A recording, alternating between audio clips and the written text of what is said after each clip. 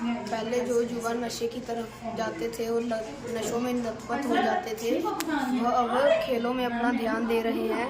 ये सब नरेंद्र मोदी जी के कारण हुआ है और वो खेलों में ध्यान देकर जीत रहे हैं, नए मेडल ला रहे हैं। इससे उनका ध्यान नशों की ओर से हटके गेम्स में जा रहा है। ये सब हमारे प्रधानमंत्री श्री नरेंद्र मोदी जी के कारण हुआ है, क्योंकि उन्होंने हमें अलग अलग प्लेटफॉर्म पर खेलने का मौका दिया है और हमें अलग अलग जगह पे खेलने का मौका दिया है, हमारा ध्यान गेम्स में दिया है। उन्होंने हमें खेलने के लिए नए नए इक्विपमेंट दिए हैं, जिससे कि गरीब लोगों की भी सहायता होती है और हम फिट रहते हैं। इसका जो उद्देश्य है कि लोगों में जाके जो पब्लिक वेलफेयर स्कीम्स हैं गवर्नमेंट की,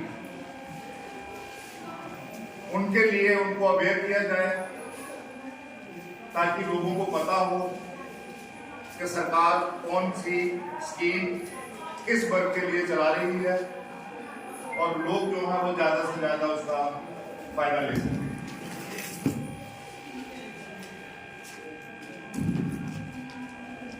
साथ ही दो आइटम्स यहां पे पेश की हैं, वो बहुत ही सराहनीय थी, वेल प्रिपेयर्ड थे बच्चे। मैं सिर्फ एक बात जितने भी ऑफिशियल्स यहाँ पे डिपार्टमेंट्स के बैठे हैं उनसे ये कहना चाहता हूं कि हम लोग यात्रा करके विकसित नहीं होंगे कभी। अगर हमने सच में हिंदुस्तान को, इस भारतवर्ष को हमने विकसित करना है, तो हमें ईमानदारी से कसम जो है वो लेनी होगी कि हम अपना काम पूरी ईमानदारी से करेंगे। वो जो भी काम है हमारा, वो हमारे टीचर्स हैं, वो हमारे एग्रीकल्चर के लोग हैं, वो हमारे हेल्थ के लोग हैं, वो हमारे सीएपीडी के लोग हैं, वो आरटीडी के हैं और जितने भी महकमे हमारे पास हैं। अगर हर इंसान ईमानदारी से अपना काम करेगा तो मैं समझता हूं कि इस मुल्क को विकसित होने से कोई नहीं रोकेगा। लेकिन खाली यात्रा करने से हम विकसित नहीं होंगे। हमारे सरकारी आंकड़े जो हैं वो ये कहते हैं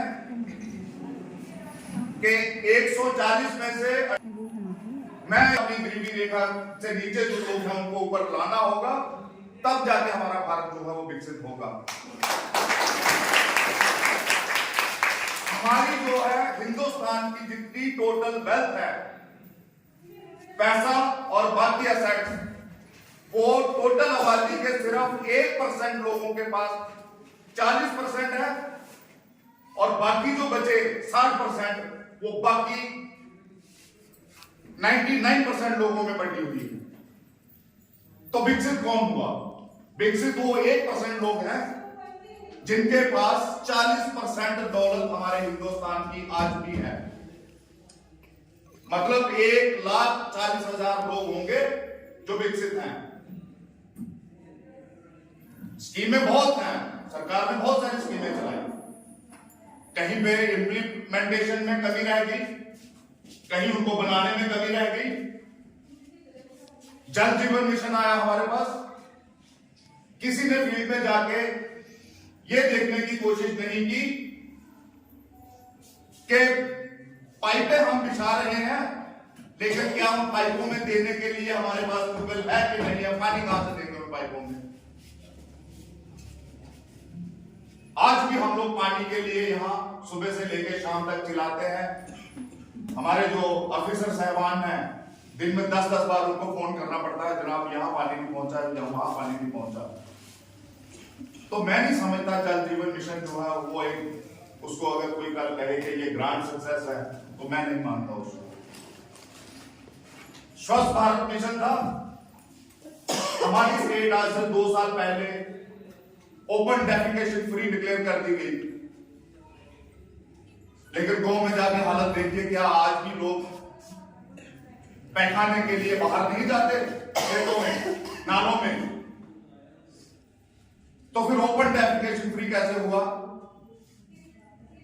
हमारे हाईवे जितने हैं, अगर हम लोग उस पर सफर करते हैं तो हमें 100 किलोमीटर तक कोई पब्लिक यूटिलिटी नहीं मिलती, जहां पे हम लोग कोई यूरिनल हो, किसी को यूरिन पास करना है, कहीं जाना है, तो मजबूरी में जो हमारी कॉल ऑफ नेचर है वो बंदा कहां जाएगा? उसको मजबूर होकर ओपन में जाना पड़ता है। तो फिर ओपन डेफिकेशन फ्री कैसे हुआ हिंदुस्तान? ये बहुत सारी चीजें हैं।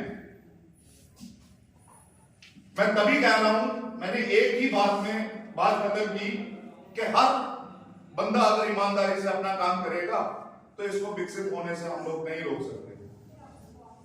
जिन अफसरों ने, जिन लोगों ने ओपन डेफिकेशन फ्री के सर्टिफिकेट्स बांटे और सरकार को ये लिख के दिया कि मेरा गांव, मेरी पंचायत, मेरा शहर ओडीएफ है, ये उन लोगों की कमी है, ये उन लोगों की नालायकी है, ये उन लोगों ने अपना काम ईमानदारी से नहीं किया। इसी तरह हर महकमे में ऐसा ही है। और मेरी आपसे पर जोर एक गुजारिश है कि आप अपना काम ईमानदारी से कर ही रहे हैं।